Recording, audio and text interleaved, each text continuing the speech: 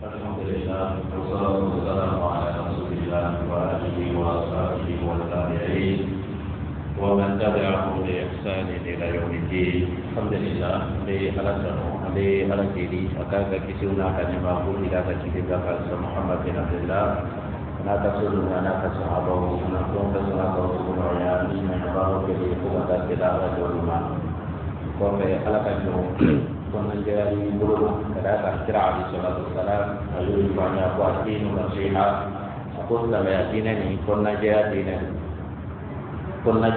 dulu kon ye sahabat yang minta qalu aku anak pun najah lillah qalu liman qala lillah aku anak pun najah alai we dina ni nai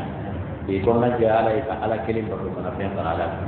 wali rasulihi di ponna dia kira ya alaihi salatu wasalam ka sunu ya ka kuma ka una ka ke walula dikana jambai kana manusia wali a'immatil muslimin ali di ponna dia zamannya mo ai ni alai mami ko nyemo ko ka ponna dia uli au ponna dibiya uli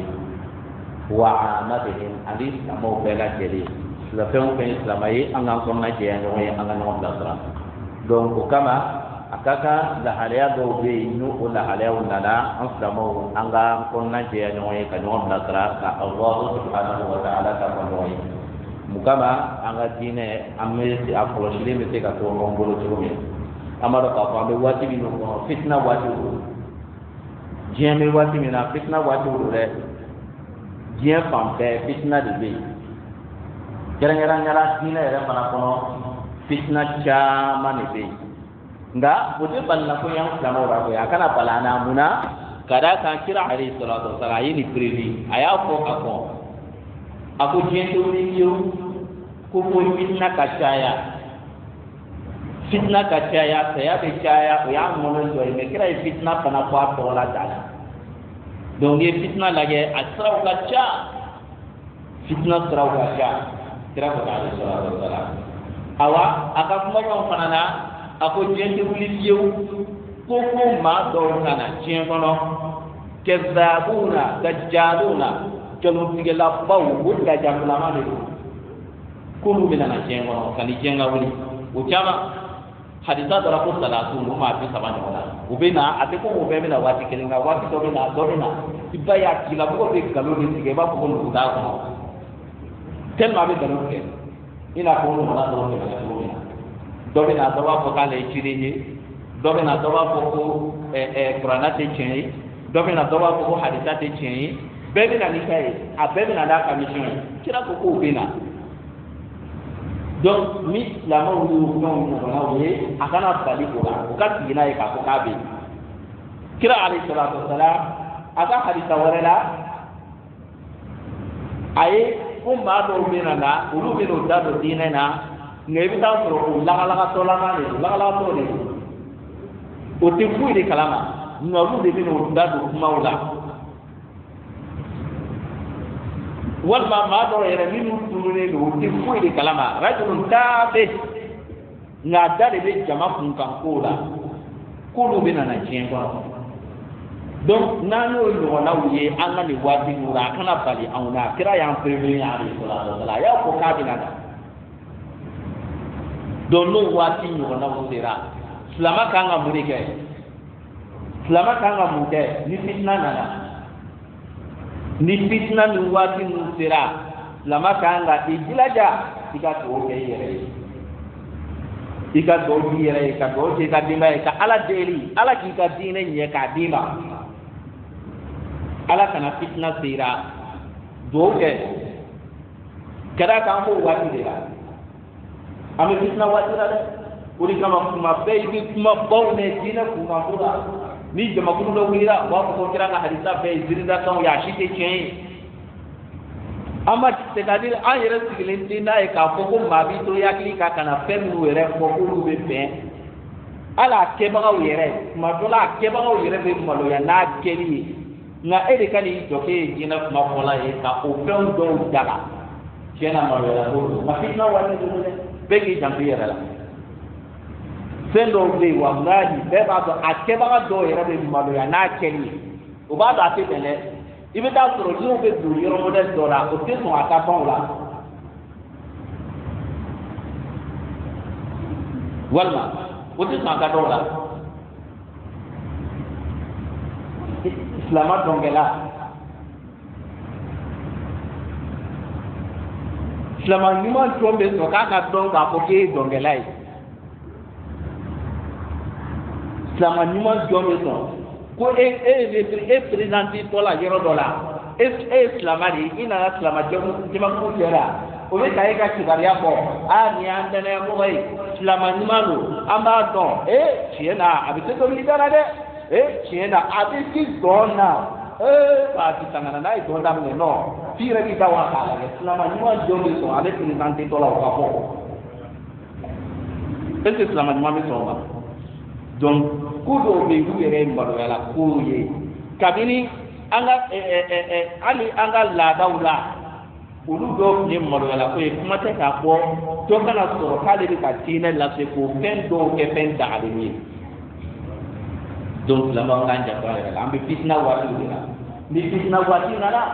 dugawu kɛ ala deli ala k'i kisi k'i tanga ka bɔ fitina ma ala k'i n'i ka denbaya kisi k'an tanga ka bɔ fitina ma aw kana to fitina fansira ala deli o la dɛ n'i ala deli o la i ka tila ka mun kɛ tamassak bidinik i ka diinɛ minɛ i ka diinɛ minɛ i ka diinɛ minɛ kira o de fɔ alayhi salatu wasalam taraktu fiikum ma in tamassaktum bihima lan tadillu ba'di abada n ye fɛn de to aw bolo n'a ye minɛli kɛ ni o fɛnw ye aw tɛ fili fiyewu fiyewu fiyewu fiyewu o ye mun ye kitabullah ala ka kitabu wa sunnati ani ne kira ka taasira an bɛ mun wɛrɛ dɔ kɛ ni mɔgɔ ye fɛn wɛrɛ fɔ anw ye an k'a tigilamɔgɔ jate komi i n'a fɔ kira ye lagalagatɔ minnu fɔ an k'a bila o kadira kɔnɔna na an k'a jate komi kira ye maa minnu fɔ o tɛ ko kalama u bɛ n'o da don jama kunkan kow la an k'o kadire k'o bila o kadira kɔnɔ an ka tɛmɛ an ka ci fɛ hali i kan'i da don a la an bɛ waati de la sisan donc bɛɛ ka dugawu k'i yɛrɛ ye ka tila ka minɛli kɛ n'i ka diinɛ ye i ka diinɛ minɛ kana musala minɛ dɛ i ka diinɛ minɛ. diinɛ minɛ diinɛ minɛlen kɔfɛ wuli i k'i cɛsiri diinɛ ɲɛɲini an kana sigi ten dɛ an ka diinɛ ɲɛɲini an ka kalan diinɛ ɲini an ka alako ɲɛɲini an ka diinɛ ɲɛɲini an cɛsirilen don an ka diɲɛ ko la cogo min na an k'an cɛsiri diinɛ tiɲɛ ɲɛɲini la o cogo kelen fana na dɛ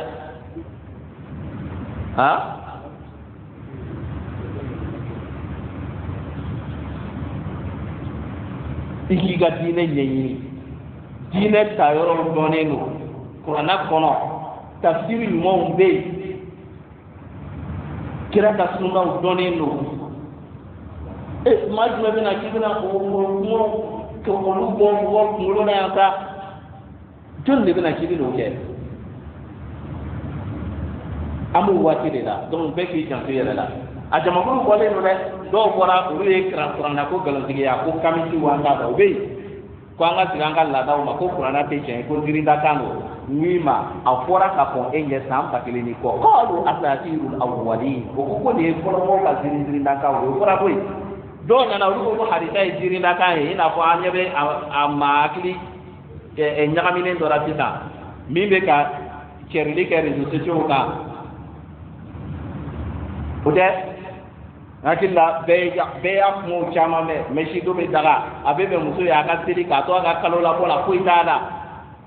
fɛn caman caman an ma deli ka fɛn minnu magasi yɛrɛ sigilen tɛ n'a ye ko adamaden hakilima min na fɛn min fɔ diinɛ ko kɔnɔ olu kumaw de bɛ ka fɔ bi o fana ko k'ale ye silamɛ ye